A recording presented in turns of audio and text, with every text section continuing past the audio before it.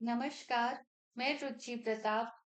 सबसे पहले इस महाग्रंथ महाभारत को नमन करती हूँ, जो मुनि वेद व्यास जी द्वारा रचित तथा भगवान गणेश जी द्वारा लिखित महाकाव्य है। इस महाग्रंथ का संस्कृत से हिंदी में अनुवाद गीता प्रेस के श्री राम नारायण दत्त जी शास्त्री महोदय जी ने किया है। अब इस भाग में धृतराष्ट्र का अपने पुत्रों की मृत्यु पर शोक तथा संजय का धृतराष्ट्र को मोह में न आकर संयम से परिस्थिति का सामना करने की सलाह देना देखेंगे। हाय हाय, कितना कष्ट की बात है। मैंने सुना है कि इस भयंकर युद्ध में केवल 10 व्यक्ति बचे हैं। मेरे पक्ष के 3 कृपाचार्य अश्वत्थामा और कृतवर्मा तथा पांडव पक्ष के 7 कृष्ण, सात्यकी और पांचों पांडव। क्षत्रियों के इस भीषण संग्राम में 18 अक्षौणी सेना नष्ट हो गई। सारथे, यह सब सुनकर मेरी आंखों के सामने घना अंधकार छाया हुआ है। मेरे हृदय में मोह का आवेश सा होता जा रहा है। मैं चेतना शून्य हो रहा हूँ। मेरा मन विलय सा हो रहा है।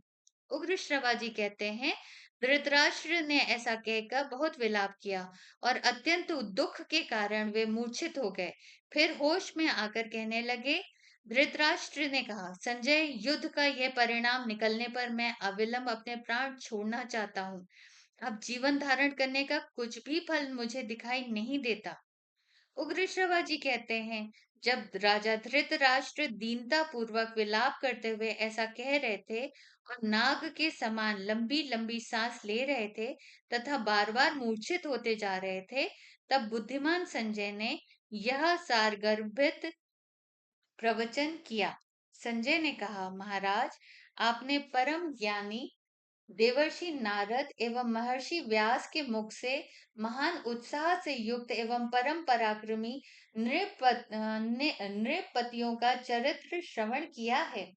आपने ऐसे ऐसे राजाओं के चरित्र सुने हैं जो सर्व सद गुण संपन्न महान राजवंशों में उत्पन्न दिव्य अस्त्र शस्त्रों के पारदर्शी एवं देवराज इंद्र के समान प्रभावशाली थे, जिन्होंने धर्म युद्ध में पृथ्वी पर विजय प्राप्त की, बड़ी बड़ी दक्षिणा वाले यज्ञ किए, इस लोक में उज्जवल यश प्राप्त किया और फिर काल के गाल में समा गए।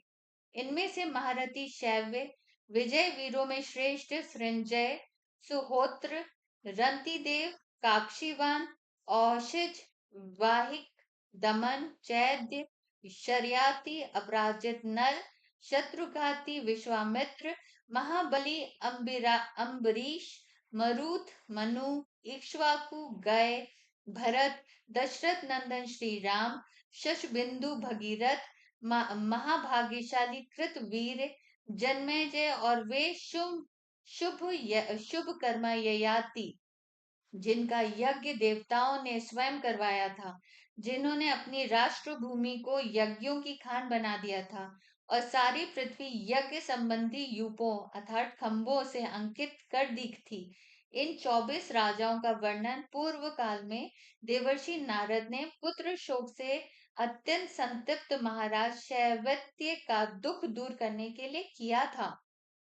महाराज, पिछले युग में इन राजाओं के अतिरिक्त दूसरे और बहुत से महारथी महात्मा शौर्यवीर आदि सद्गुणों से संपन्न परम पराक्रमी राजा हो गए हैं, जैसे कुरु कुरु यदु शूर महातेजस्वी विश्वगश्व अणु युवनाश्व कुकुत्स पराक्रमी रघु विजय वितिहोत्र अंक भव श्वेत बृहदगुरु उशीनर शतरथ कंक दुलिहुदुहु द्रुम दंबोद्व पर वेन सगर संकृति निमि अजय परशु पुंड्र शंभु निष्पाप देवावृत देवार्य सुप्रतिम सुप्रतीक सुबृहदत्त महान उत्साही और महाविनयी सुकृत निष्ठराज नल सत्यवती सत्यवत व्रत शांत भय सुमित्र सुबल प्रभु जानुंग अनरण्य अर्क प्रियभृत शुचिव्रत बलबंधु निरामर्द केतु श्रृंग बृहद्वद धृष्ट केतु बृहत केतु दीप्त केतु निरामय अवीक्षित चपल, धूर्त, कृतबंधु, द्वेष, धुषी,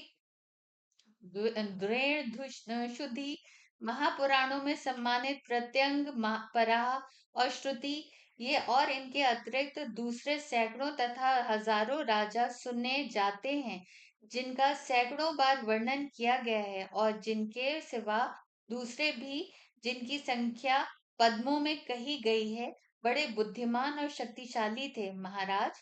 किंतु वे अपने विपुल भोग वैभव को छोड़कर वैसे ही मर गए जैसे आपके पुत्रों की मृत्यु हुई है, जिनके दिव्य कर्म, पराक्रम, त्याग, महात्म, आस्तिकता, सत्य, पवित्रता, दया और सरलता आदि सद्गुणों का वर्णन बड़े बड़े विद्वान एवं श्रेष्ठतम कवि प्राचीन ग्रंथों में तथा लोकों में भी करते रहते हैं, वे समस्त संपत्ति और सद्गुणों से संपन्न महापुरुष भी मृत्यु को प्राप्त हो गए। आपके पुत्र दुर्योधन आदि तो दुरात्मा, क्रोध, जले भुने, लोभी एवं अत्यंत दुराचारी थे। उनकी मृत्यु पर आपको शोक नहीं करना चाहिए। अपने गुरुजनों से सत शास्त्रों का श्रवण किया है। आपकी धारणा शक्ति तीव्र है। आप बुद्धिमान हैं और ज्ञानवान पुरुष आपका आदर करते हैं। भरत वंश शिरोमणे, जिनकी बुद्धि शास्त्र के अनुसार सोचती है, वे कभी शोक मोह से मोहित नहीं होते। महाराज, आपने पांडवों के साथ निर्दयता और अपने पुत्रों के प्रति पक्षपात का जो बर्ताव किया है, वह आपको विदित ही है। इसलिए अब पुत्रों के जीवन के लिए आपको अत्यंत व्याकुल नहीं होना चाहिए। होनहार ही ऐसी थी। इसके लिए आपको शोक नहीं करना चाहिए। भला इस सृष्टि में ऐसा कौन सा पुरुष है जो अपनी बुद्धि की विशेषता से होनहार मिटा सके। अपने कर्मों का फल अवश्य ही भोगना पड़ता है। यह विधाता का नियम है।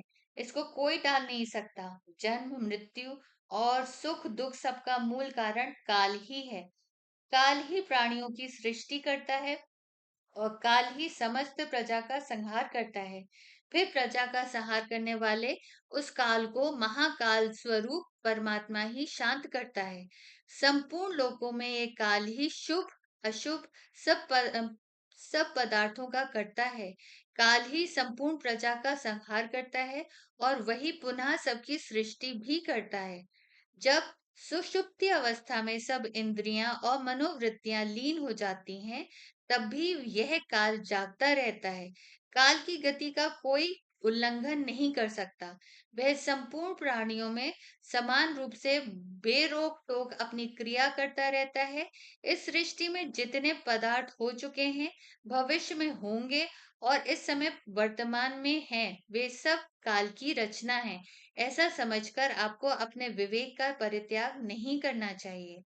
उग्र श्रवा जी कहते हैं, सूतवंशी संजय ने यह सब कहकर पुत्र शोक से व्याकुल नरपति धृतराष्ट्र को समझाया बुझाया और उन्हें स्वस्थ किया। इसी इतिहास के आधार पर श्री कृष्ण द्वैपायन ने इस परम पुण्य उपनिषद रूप महाभारत का शोकातुर प्राणियों का शोक नाश करने के लिए निरूपण किया है। द्विजजन लोक में और श्रेष्ठतम कवि पुराणों में सदा से इसी का वर्णन करते आए हैं। आगे भाग में महाभारत पढ़ने से जीवन में कैसे शुभ परिवर्तन होते हैं जानेंगे। नमस्कार।